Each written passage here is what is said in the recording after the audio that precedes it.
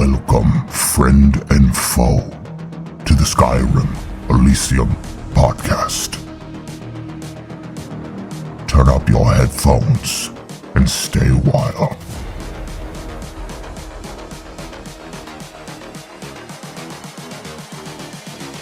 I just wish you knew.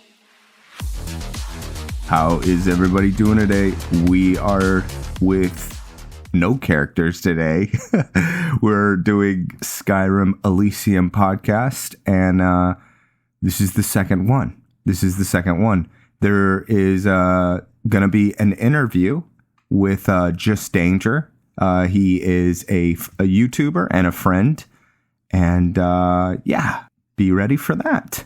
To catch you up with what's going on with the Sagaverse and the characters, I am always in a state of creativity, wanting to make more characters, wanting to do more voices, stuff like that, and I'm holding back. I'm restraining myself. There's something called an Eldritch Night. Eldritch, I think I'm saying it right. After I did the narrator, the Lovecraftian, Halloween character, I felt inspired again, and I was going to do like a Cthulhu type of forbidden knowledge pirate character, and I want to, but I'm not going to. I'm going to wait. I'm going to hold off because we're packed full of other series, and the goal that I have for myself is I want to finish the Sagaverse. I want to finish the stories. I'm giant fans of other YouTubers that do just all kinds of other work, and I have nothing but gratitude towards everything they've done. But one thing that I've always wanted is completion, right? Finish the story. You don't have to, because you're basically doing this for free. Patreon supporters aside, and what you get paid through the internet, it's still, when you think about the time you put into it, it doesn't, it's a passion project. So I get why you don't finish it. This is just, I'm generalizing to any content creators that don't finish their works. I want to finish the Sagaverse stories deeply. That's my goal, right? Finish this, wrap it up. And we might have another year of storytelling, maybe beyond that, who knows? But because we have so many stories and arcs, but yeah, that's my goal. So what am I focusing on?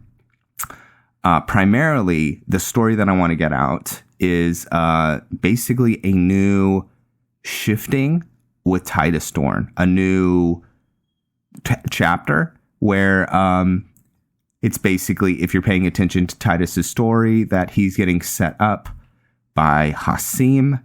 And so stuff is going to happen, which is going to push us into a new chapter. What's going to happen? I don't know. You'll have to stay tuned. And then I'm going to be focusing on Velen, moving forward with Velen's story. There's going to be obviously a crescendo. There's going to be a big exclamation mark with his story. I don't know when, but before, cool your jets. One thing with Velen, though, we're going to try, the thing that I am setting up to do very, very soon is doing a Blood Knight recruitment video.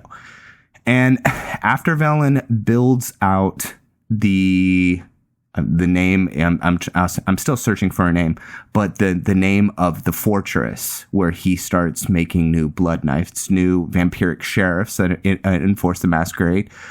I'm going to do a recruitment video where I am going to hype the Discord and then encourage people to make, recruit vampire characters to join the Knights of Icor. So that will be coming in probably the next couple weeks. We'll see. There's some stuff that has to happen with Velen. Velen's going to have to establish all the things that I said, but we're getting close. And then, so Velen, Dragonborn, I want to do some more telling of what's going on with Cain. What is happening? Why did he lose his power? This is bizarre, right? Isn't he the Dragonborn? He said he was the Dragonborn, and now he's losing his abilities, his powers. How can this be? Well, I'd like to give some time to express what is happening with Cain. So all the other characters are going to get attention. I'd like to do some stuff with Ronan, the Necromancer, all the other characters. They're all important. The Blight Archon, but those are the three stories that I want to focus on. So as a practice, I'd like to share more about who I am. Okay, I'm going to share where I live, might give you my social, okay, and my phone number, all that stuff. No, I'm not doing that. But what I will do is kind of share why I got into telling stories on the internet using Skyrim as a canvas. It's my medium. Why was I doing that? So I do construction for a living, and I do plumbing and electrical. And I have coworkers, and I'm pretty competent at my job. And we would just talk about, what do you want to do? If you weren't doing this, what would you want to do? And I would talk about like building stories. And I actually started writing a universe for a D&D campaign. And I was just encouraging all my friends and coworkers to start a YouTube channel. And they just kind of looked at me like, I think you're the one that wants to start this. And I was scared. And so I just, for about 6 months was just, telling everybody else, like, you should do this, Icarus. That's because that's what people call me, Icarus. I have Icarus tattooed on my neck, just so you know. Not really. But there's you should do this. And, I want to let you guys know, the first episode I did, I was terrified. I was so scared. And I still feel scared sometimes too, putting out content. I just want to say, encourage anyone who wants to do something, whether it be YouTube or outside of that, it's okay to be scared. It's okay to do scared. The person who does art for the Icarus channel, he says, do it scared. It's okay to be scared. I agree with him. And just to move forward and make the thing that you want to do. So, and then for me, I just kind of slowly start developing the way I want to do it by failing, doing it bad, making mistakes, messing up the lore, messing up my the voices, stuff like that. So, just wanted to do a little segment where I explain, this is why I got into it, and just to encourage anyone who else wants to do it, right? Nike, just do it. So we're going to be moving into a segment where I interview Just Danger. He is a friend I have known since kindergarten. He means a lot to me. He's a very special guy. And this is the interview segment. How's it going today? This is the Stomping Grounds, a place for me to interview, talk with friends, and hang out. Today we have Just Danger, one of... Hello. Just Danger, how are you doing? How's your day? Pretty good. I've been thoroughly semi-productive. Oh, so, productivity. Yeah. Excellent. Today we're going to be talking about your channel. And I have a couple questions that I wanted to ask you. The first is, what made you want to start your channel? You have multiple channels too, right? I do. I was going to say which one. All right. Let's take it all the way back to the beginning. Right. Actually, Genesis. we should go prior to the beginning. Right. No, so basically, I've got my two channels. One is my self-titled Just Danger account.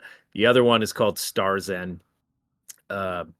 Basically, the idea, I started with Starzen, and the whole idea there was just, there's this video game that I really enjoy called Star Citizen, and it's a very beautiful game with a lot of amazing landscapes and some like spaceships, and just the sheer scope of the game is pretty incredible to behold. And I just thought it would be really, really cool to just have some footage of a ship flying through space or next to a planet or something, and it's just a static shot with some beautiful music behind it. So I usually pair it up with a movie soundtrack or something that I'm into.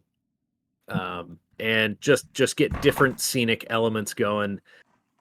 And it's just for the sake of having on your second monitor or on your TV while you're doing homework or chores or getting stuff done, or even if you're just trying to like study or sleep, whatever. It's something going on in the background that's peaceful and pleasant to listen to. And so I call it Star Zen.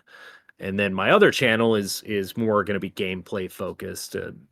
You know, there's actually going to be conversations happening. There's the Soul Tours series, which you and I do together, where I basically just walk you through elements and locations in the game. Loads of fun. Yeah, just have fun, hang out, talk about different things that we find interesting. There will be some gameplay, some highlight videos from other games as well, not just Star Citizen.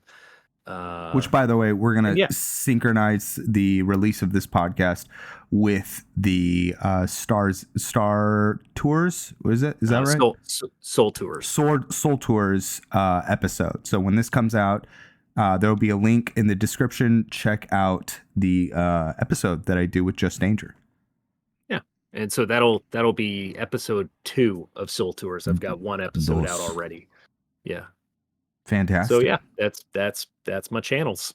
Yeah, I am a devourer of your content when it comes to the Star Zen's content. I really do enjoy it. I watch your other stuff, but thank you.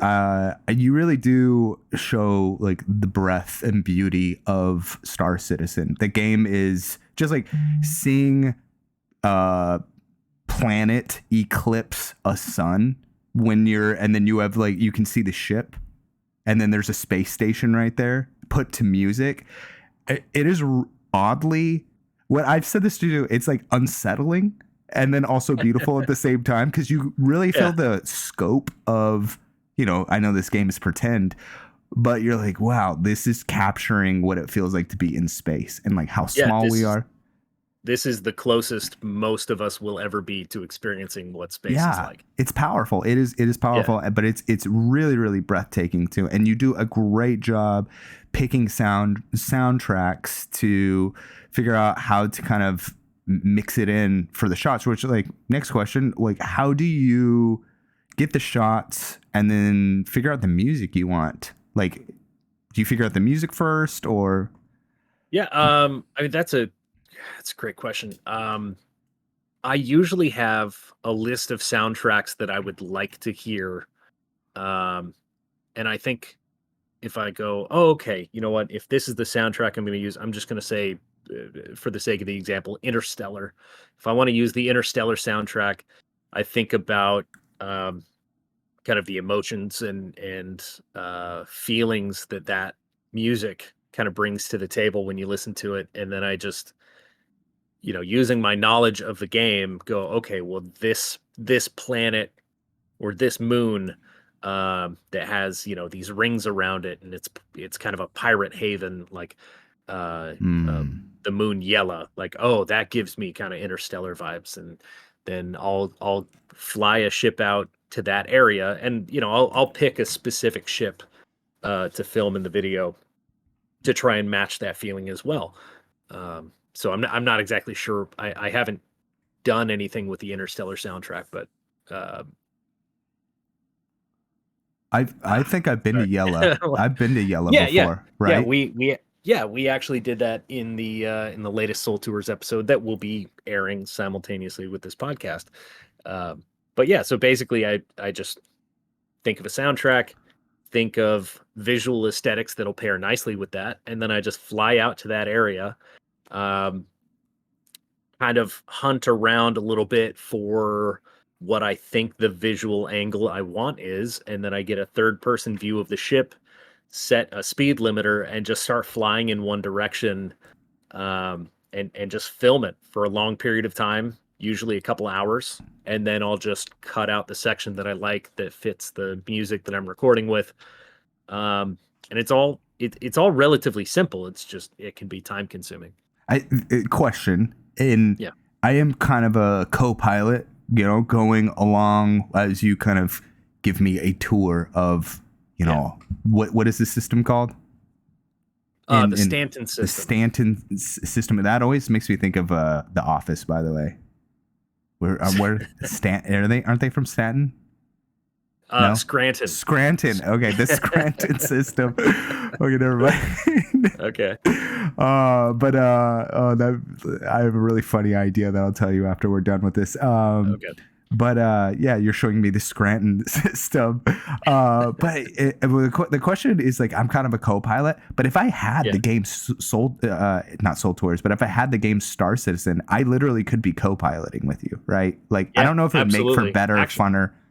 Well, and actually, one of my videos on the Stars End channel was made, or actually two of them were made with a co-pilot. My friend Yeti Player One, he actually helped me out by piloting the ships while I controlled the camera angles, so we were able to get some movement. Aside from just a static straight line flight path, we were able to actually navigate from location to location, because he was piloting the ship while I was worrying about the camera angles. Dude, excellent. That's like the way that you. So that's how you kind of were able to get some of those shots. Yeah, pretty much. The two in particular that I'm thinking of. One is, I think I called it En Route, where I'm flying a small cargo ship down to a planet. And then the other one is called Bon Voyage, where we... Oh, thank you. And the other one's called Bon Voyage, where we basically take a space yachting tour. We use one of the largest ships in the game, which just looks like a giant yacht.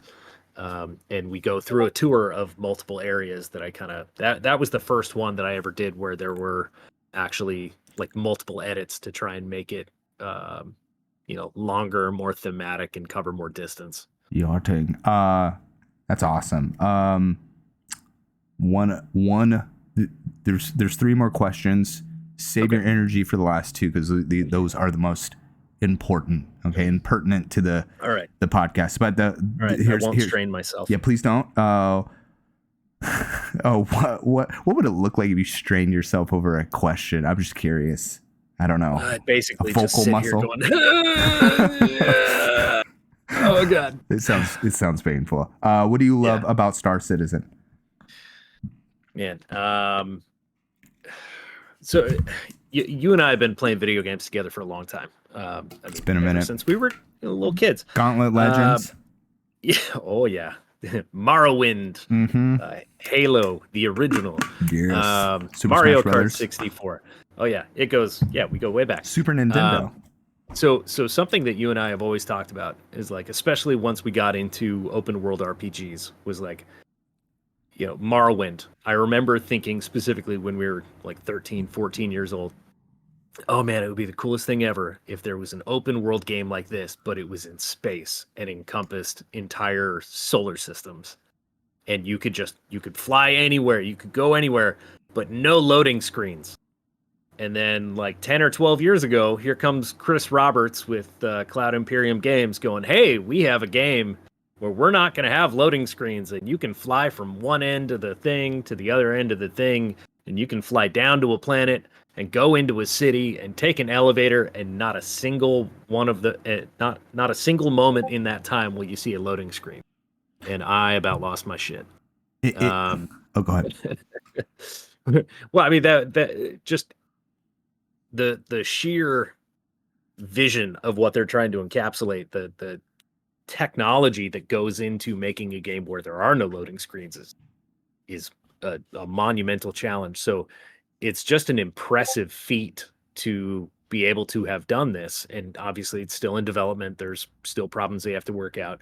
But then also they truly have developed a beautiful setting. Every planet has its own atmosphere and feeling to it. When you land on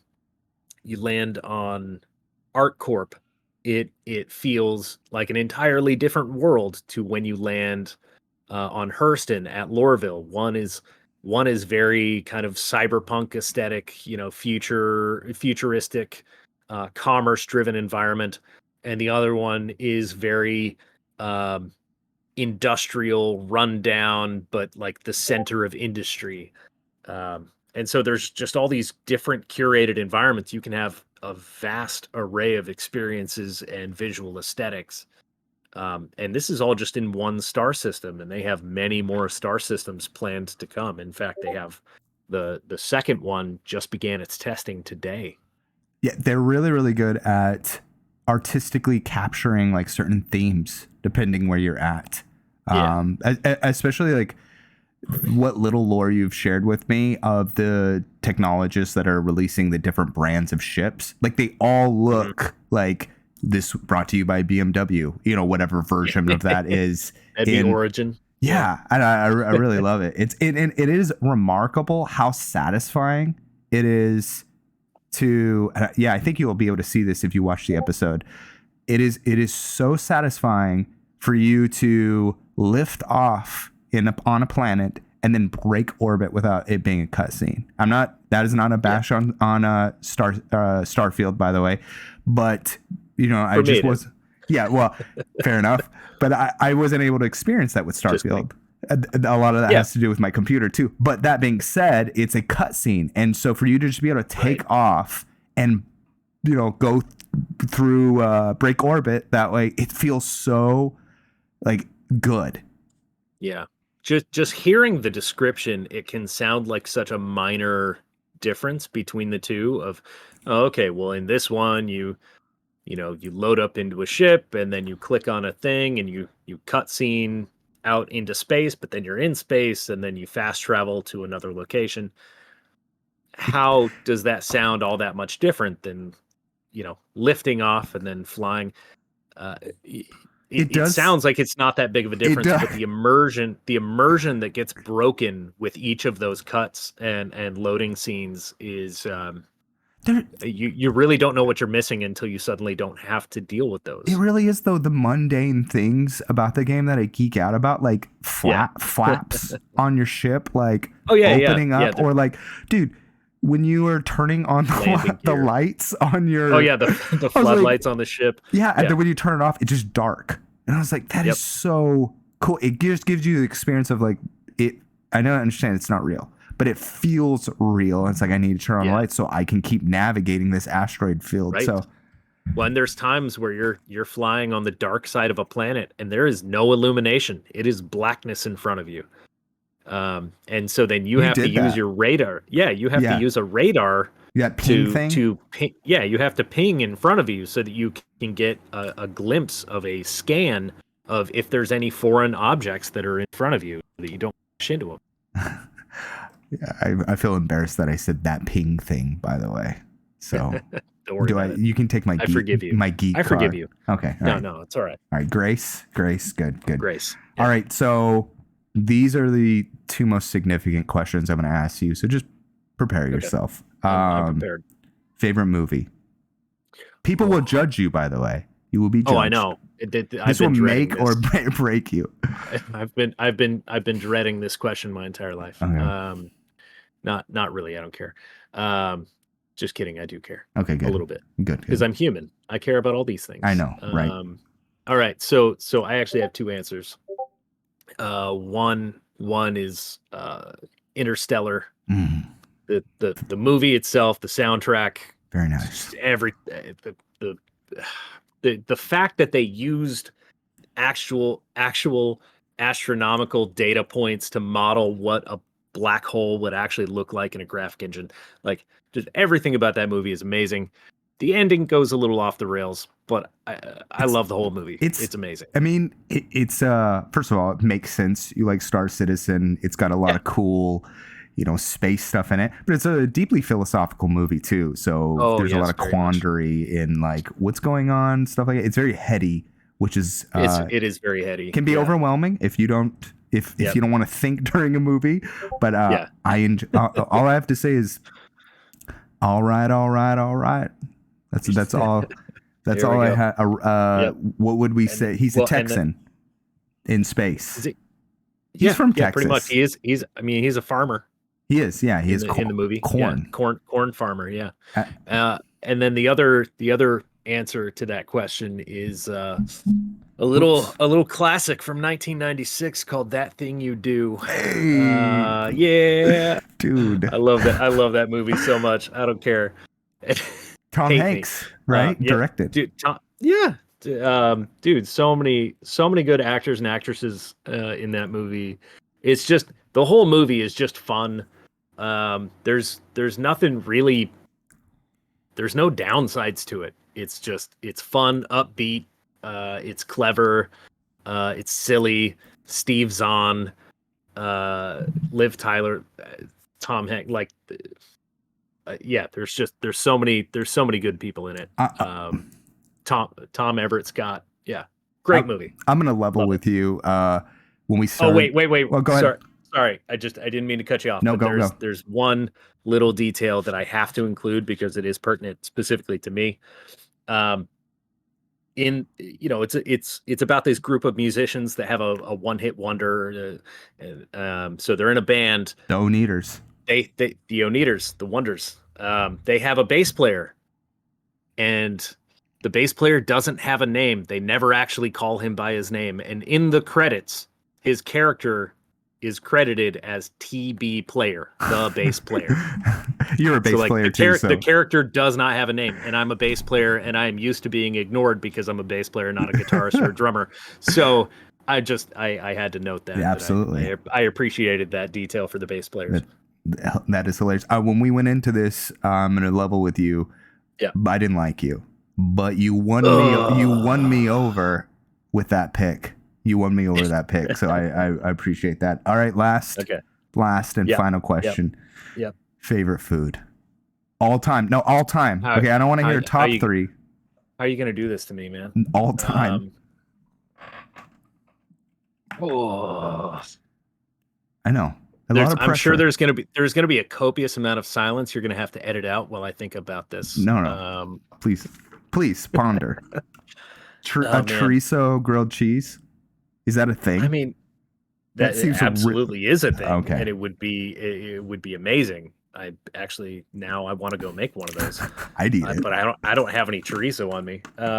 I do. Okay, right now. So, okay, I can't do a top three. How you got to do this to me, making me narrow all of food? I told you, which is basically the history of the world down to one. I know. Okay, we could do top three because this is no. Now we're changing the game. All right, we're gonna do one, and I'm gonna stick with it. Way to step it up. You were brave. Yeah. Here we go. 3, 2, 1. Pasta aglio e olio. Oof, gun to head. Pasta.